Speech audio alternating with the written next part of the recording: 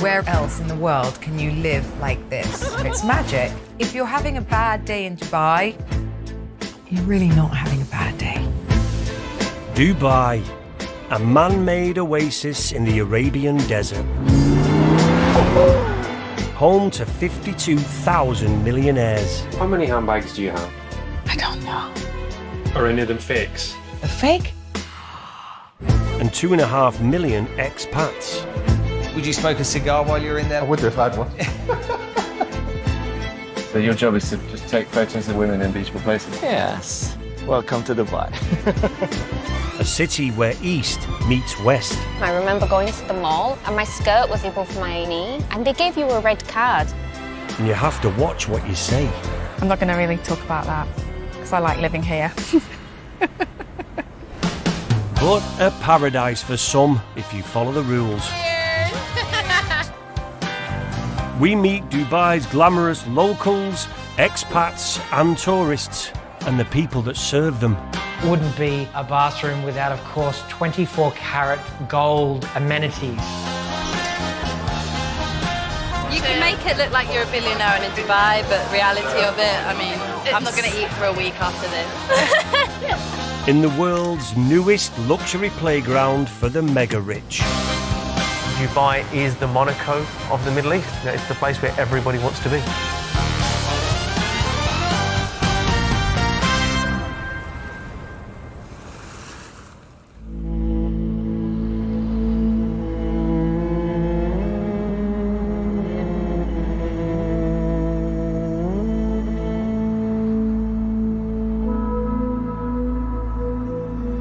It's daybreak over the Arabian desert.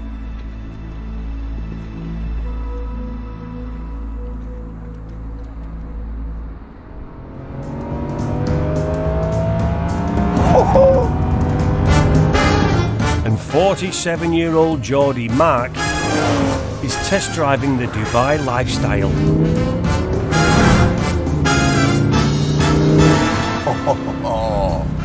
Driving a Lamborghini today, playing golf tomorrow, went to shooting range.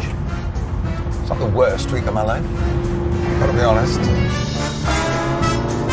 Mark has come for a break in the sun after quitting his job stacking shelves in a supermarket back home in Newcastle. And to think if I just stayed at Morrison's, I could have been moved to grocery by now. I could have been supervisor of the frozen section if I'd just stuck in.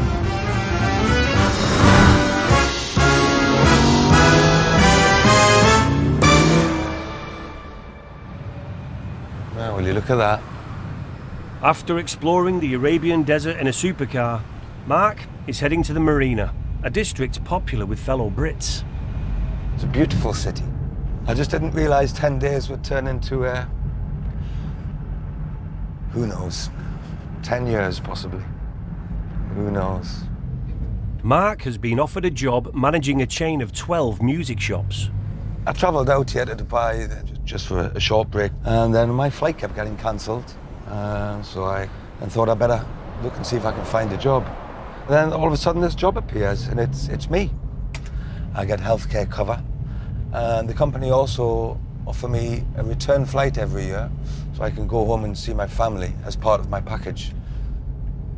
On top of that, no tax, everything you earn is yours, which somehow I prefer. Yeah, I can't believe it. In Dubai, there's no such thing as income tax, meaning every penny of the potential £80,000 salary Mark has been offered would go straight into his back pocket. They very much cater for the expat. I think Dubai is very keen to look after the guests in its country. I'm trying to work out if there's a catch. If does someone come and steal my soul at the end of the evening? I don't know. There may be. If Mark chooses to settle here, he'll be moving to a conservative Muslim country. Strict rules enforced by the government make it illegal to wear a short skirt or drink alcohol in the street, or even hold hands in public. Breaking a law or speaking ill of the regime is punishable by deportation. You hear all these horror stories about people getting into trouble for petting on the beach and that sort of thing. It's not without its restrictions. Most Brits do see this sort of dictatorship attitude as a bad thing, but I think if you're prepared to subscribe to the way in which the government want the country ran, Dubai seems to be the land of opportunity. Mark's arranged to see an estate agent to find out what he could afford to rent with his potential new bumper salary. So I'll just show you an example of a two-bed here, the finishing. It's quite modern. This is the view from the balcony. Oh, it's stunning. Yeah, overlooking marina. It really is stunning. And the sun sets behind those buildings as well.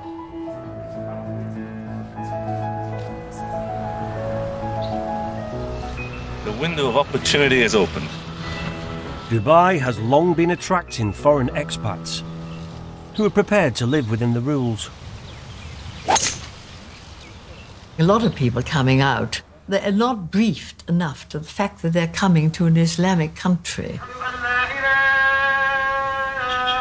I was with a friend and we saw a girl in one of the supermarkets in the miniest shorts I've ever seen and very little on her top and a bare waist, and my friend, who was very brave, went up and said, "Excuse me, I think you're probably new here, but they don't really like you going dressed like this." And the woman turned on her and said, "How dare you say that? We are here to help them." And I'm afraid I, who never say anything normally, went up and said, "Come off it.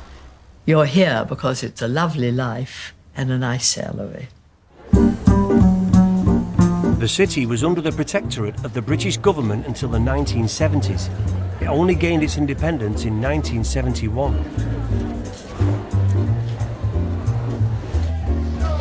Back then, it was a humble fishing village, home to a tiny community of Brits.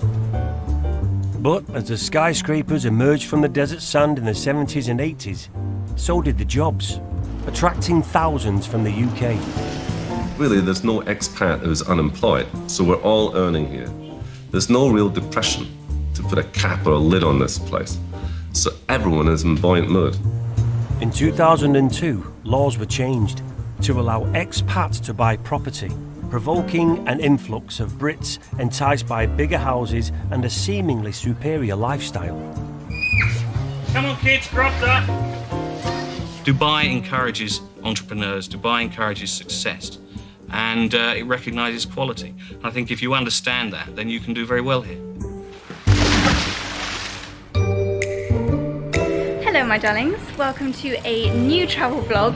So without further ado, I'm going to show you my first outfit of the trip. Now, there's a new type of entrepreneur descending on Dubai. Hello! Look at this view right now. That is so amazing. The city has become a magnet for vloggers, influencers and YouTubers, all looking to cash in on Dubai's Instagram-ready backdrops. So I think he will walk there, yeah, like arriving to the pool. I will take some shots there. This will be that. One of Dubai's most successful influencers is British socialite and ex-reality TV star Caroline Stanbury. Today, she's been asked for photos by one of the city's newest hotels with her fiancé Sergio, a 26-year-old former Real Madrid footballer. Have it? Do it again. Let's do it one more second. Okay. And what? A single image posted online to promote a hotel here can pay British influencers like Caroline up to £5,000. Plus, the added bonus of a free stay in one of its top rooms. Look at this bathtub. So I think you've seen an Instagram picture of me in this overlooking that. So I love these bathtubs just sitting here. A lot of people won't get to see a bathtub like this, you know, in an obelisk, you know, in the middle of Dubai. It's magic. Look at that. What building's that? I don't even know. I mean, it's just insane, the skyline, isn't it? I look down, and down there it looks like a coliseum. You know, you can't really make this up. Whilst Caroline may love all Dubai has to offer, this feeling isn't shared by everyone. Very negative feeling towards Dubai. I can't understand why. Is it because in Britain we're taught that if you have money, you shouldn't show it. You were meant to turn your lights off at 7 and share a bath with your family. So, you know, here it's like you turn every light on and you put all your jewellery on at once. Any British billionaire is dressed in Marks and Spencers, and that's just what we do. And here they wear Dolce & Gabbana, and so do their children. They're doing something right that the rest of the world hasn't cottoned on to. One thing Dubai has taken advantage of is its location between the east and the west. The city has the largest port in the Gulf, and for decades it's been a trading hub for its most prized possession. I have never seen anything like it. Everything in the gold souk is, unsurprisingly, gold. How much is that, please? £70. Final offer, £69. Okay. Okay. Deal. £69. All Deal. right, all right. I got a new ankle chain. Known simply as the City of Gold, nothing escapes the 24-carat treatment in Dubai. From high heels and supercars to ice cream and wedding dresses. But the epicentre for gold lies in the Old Town, where traders have been selling the stuff since the early 1900s. And there's no sign of its popularity waning. Last year saw over £47 billion worth exchange hands. I'm done for the day. I'm just gonna get this one and I'm gonna be out of here. It's very nice. Emirati trader Abu owns one of the busiest shops. How much gold do you have in the shop? I have around 500 kilograms in shop. You have 500 kilos of gold. Yes, half ton. It's a lot of gold. You are in the biggest market of gold in the world. Abu's half a ton of gold has a street value of over £20 million. This is around 4 kilo 500 grams. تقريبا هذه صناعة يدوية. صناعة هندية كلكتة بديزاين عربي هذا. You like it? I don't like gold. خلاص full gold. Every day here in gold. 10 years. Abu may not be a fan of the gold he sells, but his customers certainly are. It's peak wedding season, and he has a number of repeat customers. A man buys for his wife, yeah? Yes. The man who need to marry second wife bought this one for the first one. A quarter of all men in the UAE have at least 2 wives, and keeping them all happy can be costly. This is something I think in Arabic culture. When you need to marry the second wife, you make the first one happy, you give her big gift, something amazing, then she will be okay to marry second.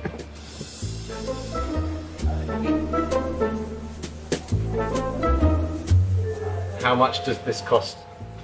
This is not much. It's around 140,000 dirhams. That's about £28,000. Yes. When I get a second wife, I'll come and get this from you. And you get 50% discount. And if a £28,000 sash isn't doing the job, customers can always opt for Abu's most expensive piece, a £100,000 solid gold scarf. It's not much, but it's something different in gold.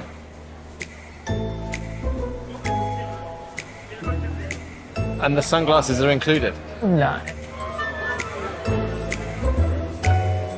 Nothing wrong with gold. A bit of shiny is good for everyone.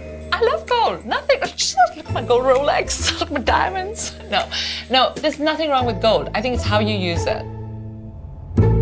Pallavi Dean is Dubai's most in-demand interior designer. She's responsible for over 150 of its hippest new restaurants, villas and hotels. her modern way of thinking has gained her a reputation for revolutionising the city's tastes. My father was an entrepreneur. He gave me that entrepreneurial spirit, good education. That's really shaped me as a human. My parents moved here as two single people trying to make a life for themselves. They met here, they fell in love here. I was born in the 80s, and my mom was more comfortable having me in India, so she went back, had me there, and I moved here when I was 3 months old. So I'm Indian, never lived in India. I think the better way to put it would be, I'm Indian from Dubai. Pallavi is one of over 1.6 million Indians now living here, the largest expat community in the city.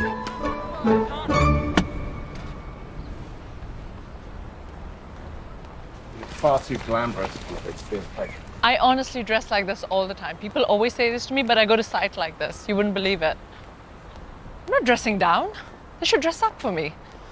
Today she's at her workshop to check on the progress of the biggest job of her career to date. Hey, Chada, how are you? How's it going? Going well. She's won the contract to redesign the government headquarters on the 36th floor of one of the city's most important skyscrapers. It's the workplace of Dubai's Prime Minister and absolute monarch, Sheikh Mohammed bin Rashid Al Maktoum. I was raised here in the UAE, right? I was a scholarship student at a UAE university. And then one day the phone rings and it's the Prime Minister's office and they're like, listen, we have this competition and you're up against some of the world's biggest companies and we want you to pitch for this project. And I was like, you want me, little old me, to pitch for this project? Yes, I'm in. So we did the competition and we won the competition. And that's how it all started. The Prime Minister is going to walk through a space that I've designed. So I have to make sure it looks the part. Ruler Sheikh Mohammed is unlike any other Prime Minister. A controversial figure in much of the world, here he's seen as the man to have transformed Dubai and is publicly worshipped in the city he helped create. From the tops of skyscrapers, school receptions, and even car dealerships, you're never further than a few meters away from his image. Can you make it much thinner, like 1 millimeter? They're very hands-on with the design process. They were very clear on what this office had to be. It was the future of office design. With such a high-profile client, almost all designs are highly confidential, and Pallavi is only allowed to tell us about the boardroom table. Yeah, that's great. And then we can paint the inside of it white, so you don't see the wood. Perfect. It's 12 months into the design process, and the table's proven a stumbling block. The first effort was rejected for not following strict rules around modesty. When you're working in this part of the world, modesty is a huge kind of consideration because your chairs are all around the table. You don't really want to see the bottom of an abaya or a kandura or someone's feet, the base. It has to be covered. So what we've thought of doing with the space, again, is having a very interesting concave, convex base. Also, the previous table, it was previously in an oval form. Now it mimics the architecture of that room and it is circular. Another issue currently holding up production is what materials should be used to create the table's surface. In the UAE, the more lavish and ornate your decor, the higher your status.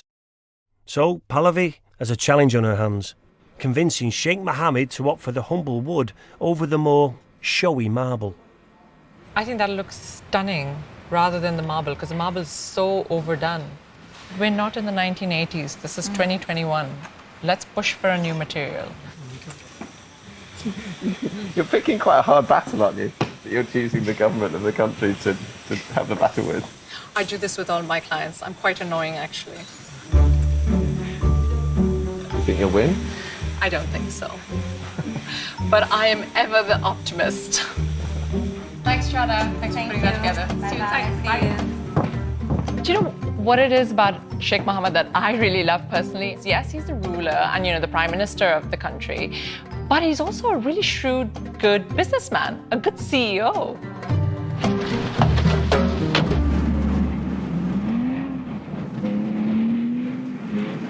Sheikh Mohammed, describe what you were doing. I was driving. Less than 50 years ago, Dubai was little more than a barren outpost in the Arabian desert. Sheikh Mohammed, what are you building here? I am building a house here in this very nice spot, very high. You can watch the whole Dubai from here. Other buildings will come and join it, you see. And as the saying goes, only a foolish man builds a house in the sand. But Sheikh Mohammed had the vast profits of newly discovered oil in his back pocket. You know, the wealth, there's a lot of ways to spend it and to, because we want to build schools, hospitals, roads, military, and everything. We are starting from nothing. After selling the first batch of 180,000 barrels of so-called black gold, he hatched a plan with his father to build a metropolis in the desert. Over the next 25 years, 250 skyscrapers emerged from the sand, including the world's tallest tower, the Burj Khalifa. Can't look. Wow, look at Jeez, it knocks you off balance. Do you feel as though you're going to topple over back because it's so tall? I don't like that. Well, you'll have to do because you're going up it in a minute. Oh. Back in the mid-2000s, there was no one better to be in the world than Dubai. 30% of the world cranes were in Dubai, and every project that was launched was outdoing the one before. It felt like the gold rush of the Wild West. It's exactly what it felt like. One of the biggest building projects of Sheikh Mohammed's reign is the Palm Jumeirah. This entirely man-made island, 4 times the size of Hyde Park, was built from 200 million cubic metres of sand dredged from the bottom of the sea. A-list celebrities like the Beckhams rushed to buy holiday homes here, and properties on the Palm now have a combined value of over £2.2 billion. Does it push? Up and down. Well, why not ahead? One of the first residents to move onto the Palm in 2005 was millionaire estate agent Paul Christodoulou. Did you pick any fruit this morning? Oh, you've taken it all already on the weekend? You can't take those, they're too green. Paul swapped his job managing a nightclub in Essex for a life in Dubai, and he's one of the biggest winners from Sheikh Mohammed's building drive. Everyone in some way benefits from the groundwork that Sheikh Mohammed and his forefathers have done. We live in an autocratic state with a benevolent dictator, but it benefits me, and that's only how I can see things. For the kids growing up, this is amazing. The fact that we're able to live on the beach, that's most of the reason why we live here. The lifestyle that we offer the children growing up is something that you can't really get anywhere else. It's just so different. The fact that you are literally, I can water the sea from my garden. It's that close, you know, it's amazing. Do you mind me asking what the price range here is, what you bought this for, what they're currently going for? We paid just under £800,000 for the property back in 2004-05. It went up to its peak of around 3.2. It's now currently valued at around the 2.2 million mark. So you made about £1.5 million. It's not too shabby. No, but you know, even the other day, someone made an offer to buy the property, and my wife would divorce me straight away anyway. But we wouldn't sell because it's home. Bye. See you later on. Okay. See ya. Bye, Alicia. I like cars. Dubai likes cars. Paul spent his first year in Dubai buying and selling properties, making nearly £1 million in personal profit, before taking up a job in the industry full-time. This is one of our hotels. So not this building, this one here. He climbed the ladder quickly and now runs one of the city's largest estate agents. On his books, he's got £500 million worth of luxury villas, penthouse apartments and 5-star hotels.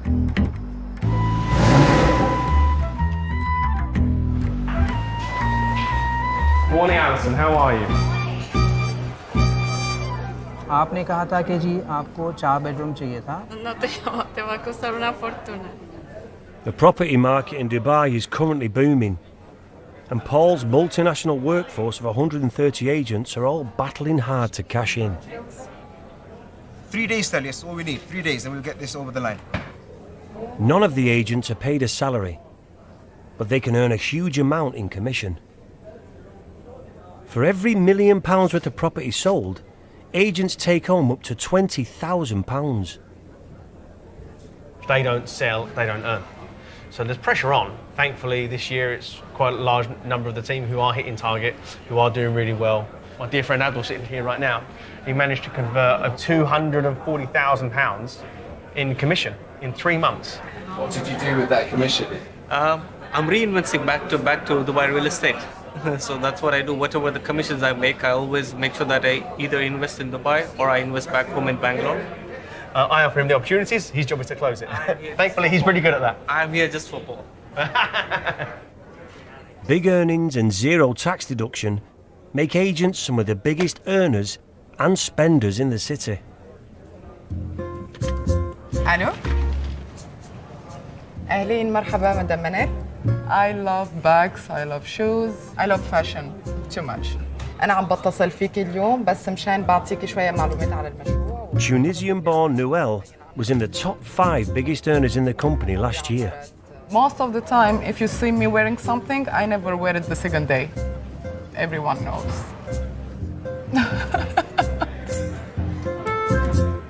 You have the best teeth I've ever seen. Thank you.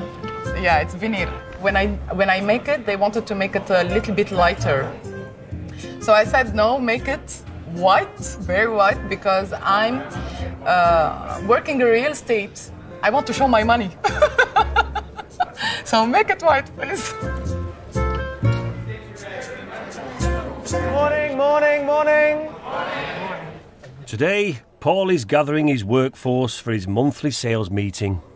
£34.6 billion transacted last year in the Dubai real estate market. This market really is on fire. It's very important that we take every opportunity while the flames of the fire are so bright. Every month, Paul announces the staff member who has earned the most commission and is crowned Agent of the Month. With incentives such as Rolex watches and tailored suits on offer, as well as huge kudos at stake, the competition is fierce to be named top dog in the office. Congratulations to Asif.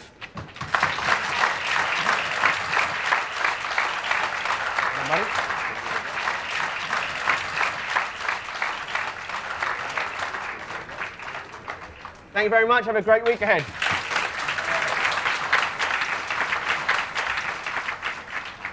Asif earned £120,000 in commission last month from selling whole batches of apartments in the world's tallest skyscraper. I sell in Burj Khalifa. I'm specialized in Burj Khalifa. Only Burj Khalifa? Only Burj Khalifa from last 10 years. I don't do anything else. So it's good money, you know. It's very good money. Paul gets a cut from every sale, and there's no room for slackers. If they don't take the opportunity, I give it to somebody else. And unfortunately, if they consistently don't take opportunities, they are replaced. That's the reality of this business. The ultimate thing for an agent, the one thing that can't be trained is hunger. They have to be hungry to be successful. If they don't have that hunger, then we're starting off from a bit of a tough position. Paul has recently taken on a listing in one of Dubai's newest property developments. On a flat piece of reclaimed desert, 10 miles inland lies Hillside, a collection of luxury villas centred around 2 international standard golf courses. Morning, guys. Welcome to Hillside. Paul has given the chance to sell the property to 3 of his most promising new recruits. Today, he's teaching them the sales patter. So, who wants popcorn? This is a proper cinema. All the best of the best audio and visual equipment comes as standard. Wasn't it candy floss? Candy floss, yeah. Candy floss and popcorn. The kids would never leave. Guys, there are only a handful of properties left in this community we need to sell. It's a 6-bed, 7-bath, cinema, pool table in the basement, 6-car garage, first floor family room, and then the master suite, which will top it all off. The last units have an asking price of around £5.5 million. We want to get 1 or 2 of the last remaining 4 units over the line by us. As an agent, everyone wants to sell that big deal, the big ticket. This in itself is a big deal, a big ticket. This will get them £200,000 in commission. Perfect for kids. Very nice sized swimming pool, sunken seating area, and then the golf course in front of you. Do you not miss getting the commission now? Do I miss getting the commission? Yeah, of course. Who wouldn't? Who wouldn't love to do a deal and get £200,000 in your pocket? But those days are gone. Now it's about getting my guys to be more successful. This room is a woman's dream. Guys, like I always say, when you're selling a home, you're selling to the wife. The wife is the boss. The wife is the decision maker. Isn't that right? Yes.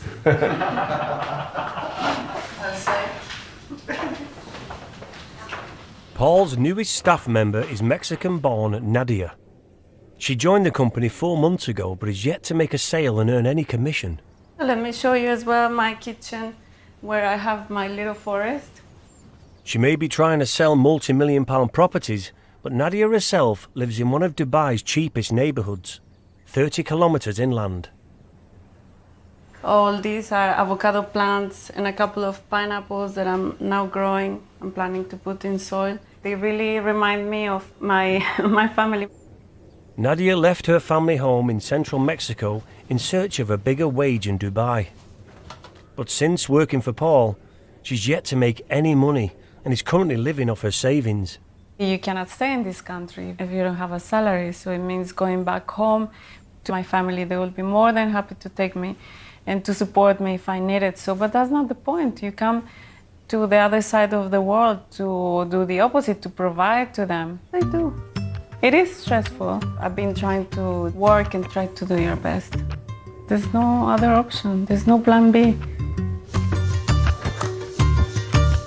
The thing with Dubai is it offers you every opportunity.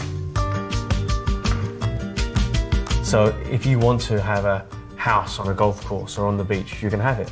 If you want to have the flash car, you can have it. If you want to have that typical Hollywood dream life, you can have it. But you have to work hard for it.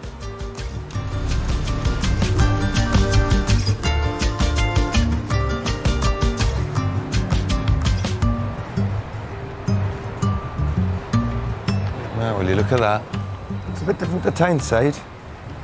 British holidaymaker Mark is considering setting up a life in Dubai after receiving a dream job offer.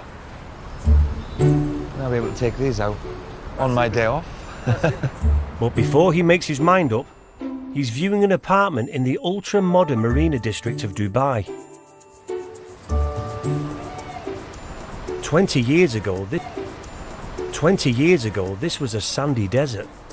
On the orders of Sheikh Mohammed, 3 miles of the sea were diverted at the cost of £1.2 billion, creating a community of 35 residential skyscrapers, all overlooking a harbour containing million-pound mega yachts.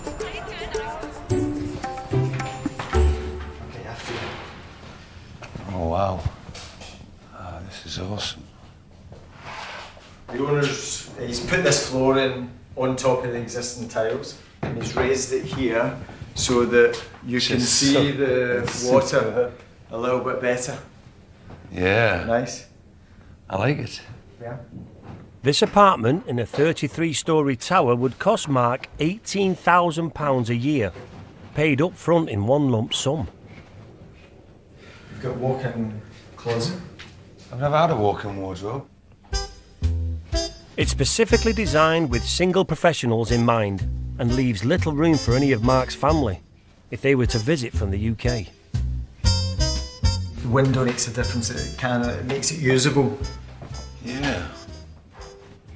Mark went through a divorce last year and his ex-wife is currently looking after their 3 children in Newcastle, Jacob, Isaac and Oliver. How significant is the kids factor?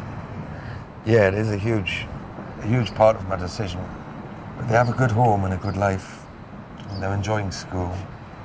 If I can get a good wage here, I can provide for those children.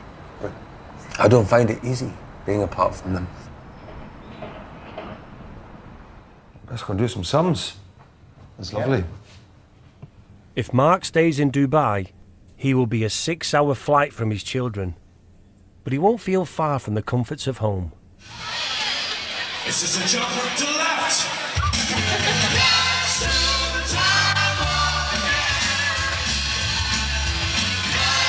And people work hard and they play hard. Well, exactly, out here. yeah. But in Dubai, as opposed to some other places in the Middle East, it is very easy to spend your money.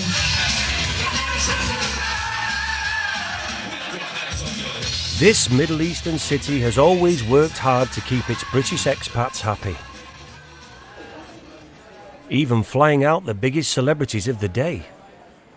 When world snooker champion Stephen Hendry and rival Steve Davis visited Dubai, they couldn't resist a short break and put a few balls in the desert.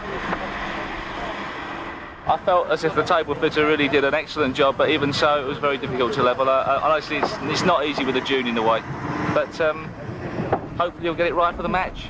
Lovely, thanks a lot. Yes. Don't get too hot. No.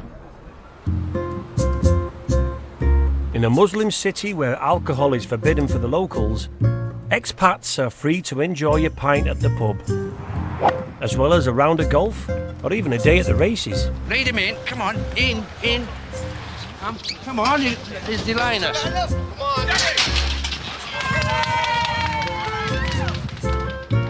Sheikh Mohammed, alongside his brother Sheikh Hamdan, brought international horse racing to Dubai in 1992. But like everything in the city, small and subtle doesn't cut it. So the Sheikhs created the Dubai World Cup. An annual event as much about spectacle as it is horse racing. After the final race of the evening, an extravagant closing ceremony takes place with a massive budget and featuring the biggest stars of the day.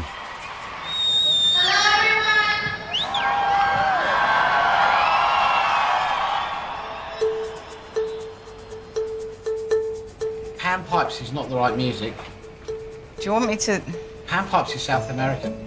This year, due to COVID restrictions, the ceremony can't feature any performers but must still deliver the wow factor. The task of pulling off the biggest party in the Dubai calendar falls to lead creative and British expat Daz. Normally, the show has got like a cast of hundreds of people. Yeah, very much like a carnival type affair with lots of performers, lots of kind of cirque. This year we've got rid of all of that and spent all our money up in the sky. So to say, we've got a world record-breaking laser show, 800 or 700 odd drones with pyrotechnics. We're giving them something they can just look up in the sky and enjoy it. This is Drone HQ, right? It is. The show this year will feature 725 drones, each containing an individual light. When programmed, they will combine to create images the size of Wembley Stadium in the sky. We call it the sky canvas. There's one thing that I've learned from leadership here, it's nothing is impossible. And that's the Dubai mentality, and that's what we try to gear up to. There is less than 48 hours until the show begins, but there is breaking news in the world's media. BBC News. The deputy ruler of Dubai and one of the most influential figures in the world of horse racing has died.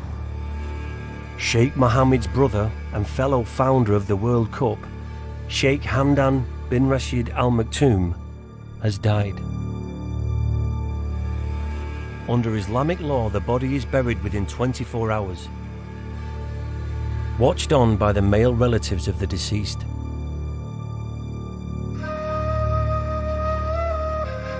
Ruler Sheikh Mohammed has decreed 10 days of mourning, flags to be flown at half-mast, and any kind of celebrations to be cancelled.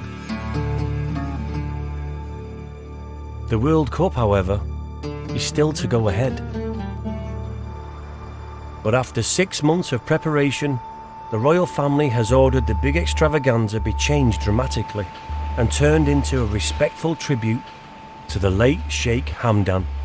So from that meeting, we live to fight another day, I feel. We've only got one more day. So. I know. And it falls to a team of expats to pull it off. We're starting off perfect, but the colours, all the colours will change later on. Perfect, but I'm having in memory come up first. Yeah. And then he's going to ripple down 2 seconds later. When it finishes, it cascades into last night. We're aiming for a 10 p.m. rehearsal. Tomorrow? Tomorrow, yeah. Okay. Yeah. Okay. Anything else to let me know? No, I will do. Thank you. Right, we'll get out of your space.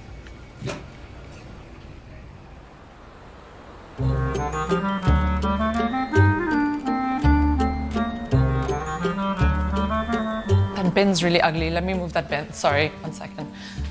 This. I love the fact you think that's ugly. It's so ugly. I hate it. But it's really practical. After winning the contract to redesign the new government offices for ruler Sheikh Mohammed, interior designer Pallavi Dean is attracting international attention. Should I move that cup? Sorry, it's on the counter. Give me a second. Let me just move that. Her own home in the family district of Barsha has been given a 4-page spread in Vogue magazine. We bought this place, and it was one of those stereotypical cookie-cutter houses in Barsha. Gutted it, and here it is. This isn't a sort of gold tap place. No, it isn't. And that's a very conscious decision. We just wanted a chilled out family home. It wasn't pretentious, it's not a show home. It's just a place where we unwind at the end of the day, spend our weekends, and just make memories, really.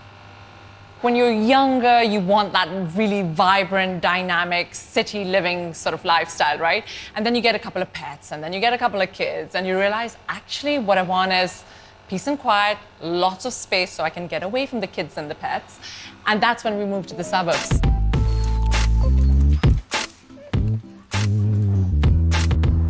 Since the 1960s, Dubai's population has multiplied 80 times, and brand new developments pop up annually to cope with the demand for housing. Today, Pallavi is working in a new area of town called Festival City, applying the finishing touches to a soon-to-be-open Japanese restaurant. That's perfect. Is that okay with your... Can you make a note of this dimension? Because again, you were pushing it up. Can you bring meter? There's lots of construction going on in Dubai. This isn't the last thing, is it? That's what keeps architects and designers like me employed, gainfully employed. But it's fun because work here is so fast-paced, you know, and what we can turn around in 3 to 6 months would take a year somewhere else in the world. It's behind the logo, right? That's more than enough. Don't put any spots here because they'll just take it away from it.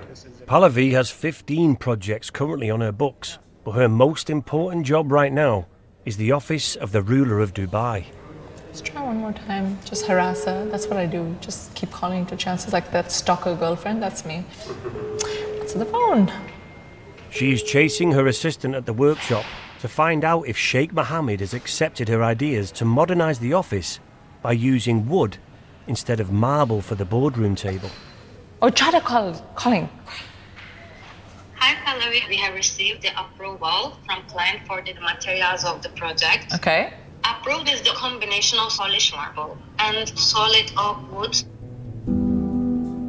At least it's not all marble. There's a little bit of wood in there, but it's predominantly marble. Yes. All right, Chada, I'll call you back. Take care. Have a good day ahead. Bye. You too. Bye-bye. Thank you. Despite her best efforts, the ruler has vetoed Pallavi's modern approach to decor. Design is subjective. You know, what appeals to me might not appeal to them. There's always one of those wicked design problems, I think, in any project.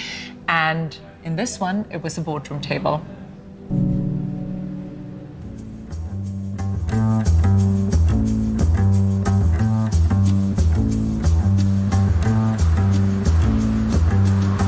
Okay, guys, listen, last week was an excellent week.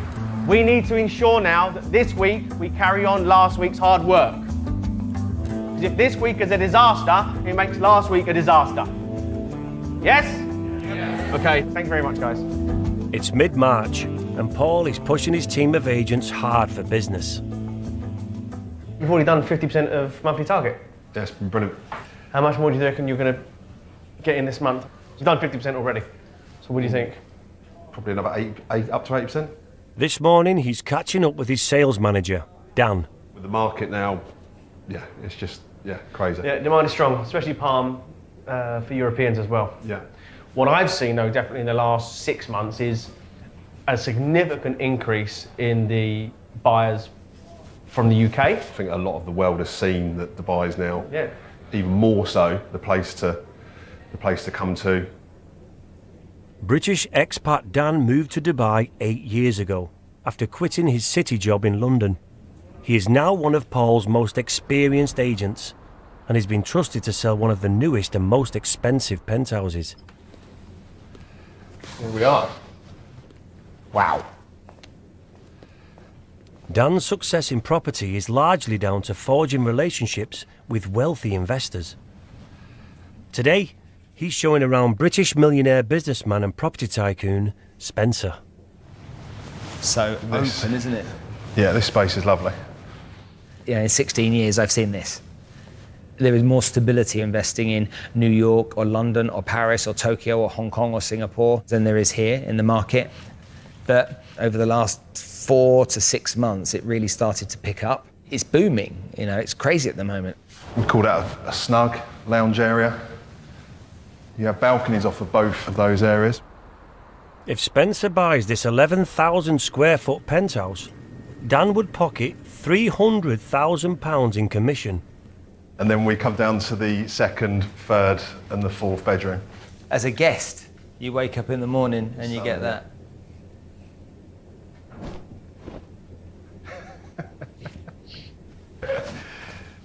Should we both dive on? Or?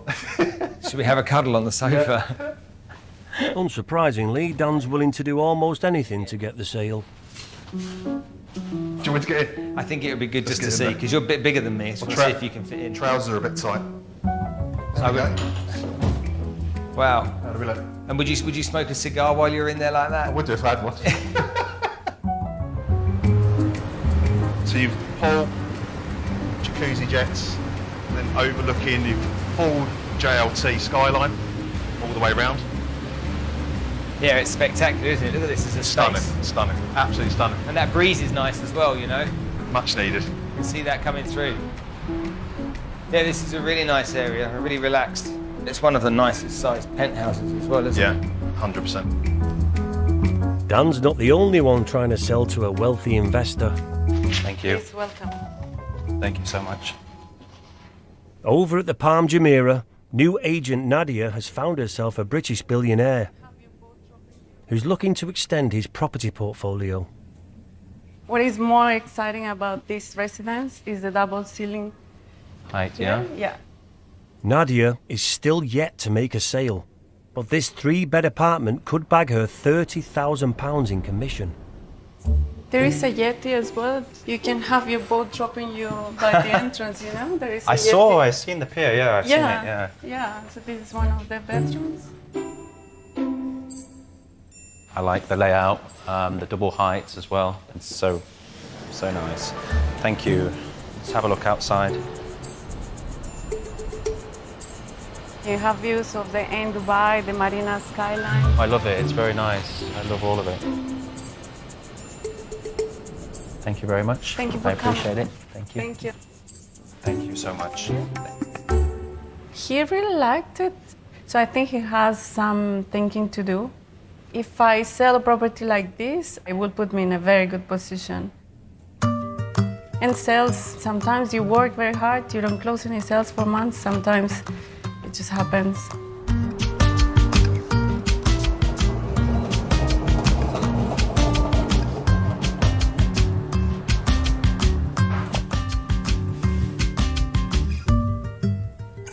Hello, you.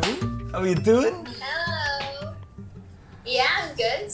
May I say how attractive you look in the orange top? Where have you come as today, a tangerine? I think Ollie wants to speak to you.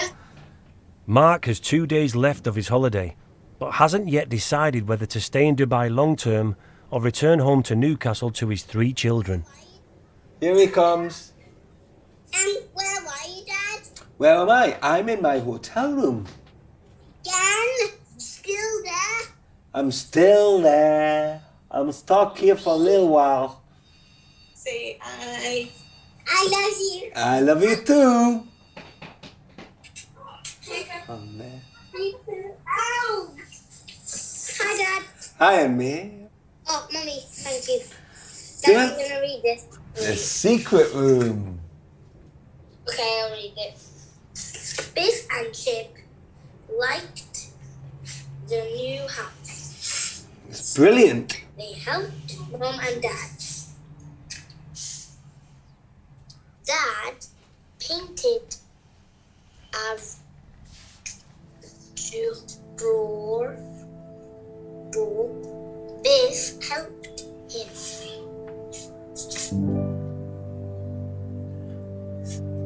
What's the matter, Dad? I just miss you, that's all. I just miss you a little bit. It's all right. Hey, so shall I say goodbye? Do you want to get Isaac and Oliver? And we'll also goodbye, yeah? Oh, there's one.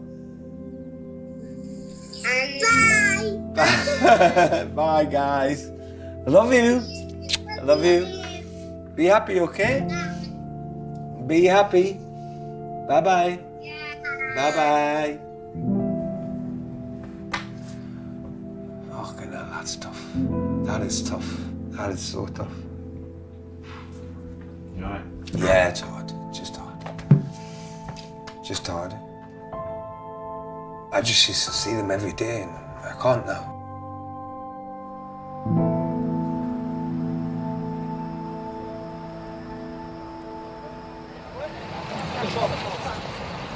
The Dubai World Cup field is set. It's race night for the Dubai World Cup. Down the outside, the Mystic Guide races away in the cup. Inside the 200 metres line, Mystic Guide wins easily. White to Anna, this is the 5-minute standby. At the request of the royal family, the closing ceremony team is on standby to show their dedication to Sheikh Hamdan bin Rashid Al Maktoum. We showed it to one of the kind of protocol people from the royal family yesterday, and he said go with it. So they liked it, so show's on. Tribute's on, I should say. Must stop calling it a show. It's a tribute. White to Eddie, kill lights. Take out MC. Roger. Ladies and gentlemen, at the very end, please do stay with us as we pay homage to the late great Sheikh Hamdan bin Rashid Al Maktoum. 5, 4, 3, 2, 1. Let's go drones. 725 drones are taking off from the centre of the racecourse, programmed to form a carefully orchestrated message in the sky.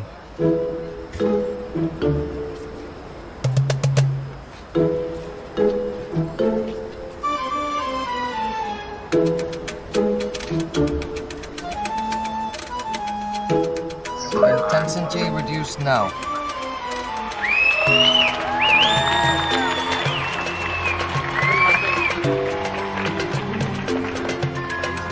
Thank you so much. We can switch on the lights. Thank you. Dubai is always full of challenges. We're proud of it. Yeah, we are proud of it. We turn it around, so.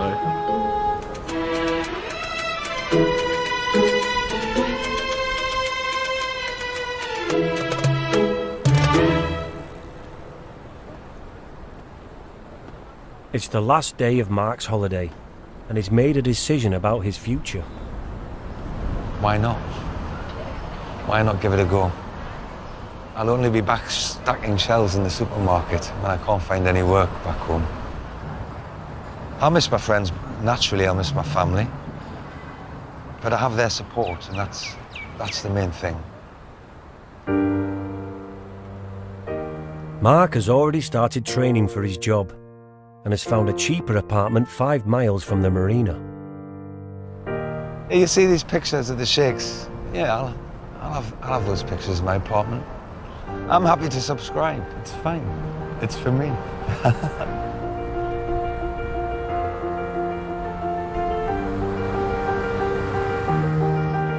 So, are you nervous? Do you think you've won? I couldn't sleep very well, actually. I'm not sure. I hope so. It's the end of a bumper month for sales, and Paul is about to announce who has earned the most commission and will be named top agent. So Nadia, this month, what did you sell exactly? Well, 12 units in address JBR. Amazing. Yeah, it's a dream, honestly. After 4 months of no sales, Nadia has made a breakthrough. She has found herself a wealthy investor and sold 12 one-bedroom apartments for a total value of £4 million. I had one particular client that they went for a big deal. I'm hopeful that I might be the winner, but crossing fingers and hoping, because it would be an amazing achievement. Good morning, good morning! We are April now. First of a quarter. It's that time to give out the brokers of the month. Congratulations to everyone. This month has been an exceptional month and a great end to Q1. You are amongst some of the best sales agents within Dubai. We need to ensure that we do the same again the following quarter. This particular individual not only matched their peers, but exceeded them. So congratulations to Nadia.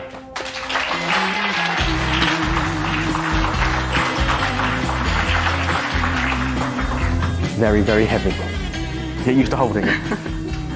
Paul's protégé Nadia has gone from earning nothing for the last 5 months to taking home nearly £80,000 today.